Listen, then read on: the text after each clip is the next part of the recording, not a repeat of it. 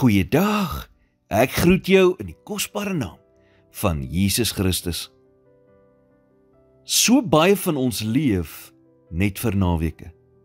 Sondagmiddag kom, en dan begin 'n mens alreeds angstig voel vir die week wat voorlê.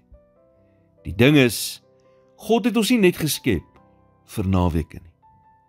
Hy het nie bedoel dat ons net 1 of 2 dae per week ten volle moet leef, en dan vir die res van die week ellendig moet wees nie. God het ook nie net 'n doel vir ons lewens op die dae wat ons nie werk nie. Hy het elke dag 'n doel en roeping vir ons. Selfs al is jou werk baie uitdagend, selfs al is jou baas of kollegas baie moeilik om oor die weg mee te kom. Hy het jou daar gesit vir 'n rede. En hy het in jou die vermoë gesit om sy lig te kan uitstraal waar hy jou ook al geplant het. Daar is nie 'n dag wat jy leef wat God jou nie kan gebruik om sy koninkryk te bevorder nie. So begin jou week deur Jesus te vra om vir jou te wys wat hy in en deur jou lewe wil doen in hierdie week wat voorlê.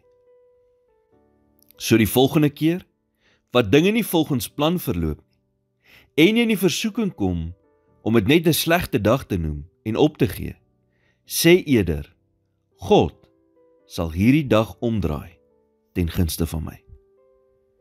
Soos die psalmdigter sê in Psalm 118 vers 24, dit is die dag wat die Here gemaak het.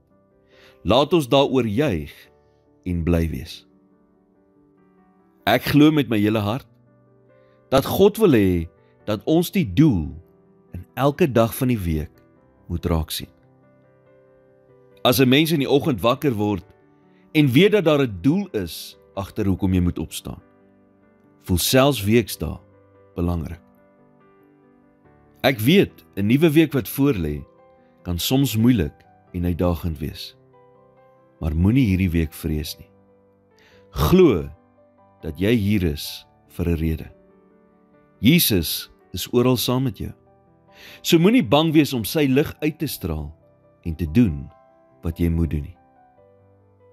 Here, lei my deur u wysheid in hierdie week wat voorlê.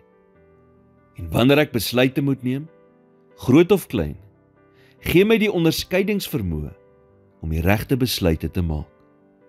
Help my om u lig uit te straal in alles wat ek doen. In Jesus naam bid ek dit. Amen.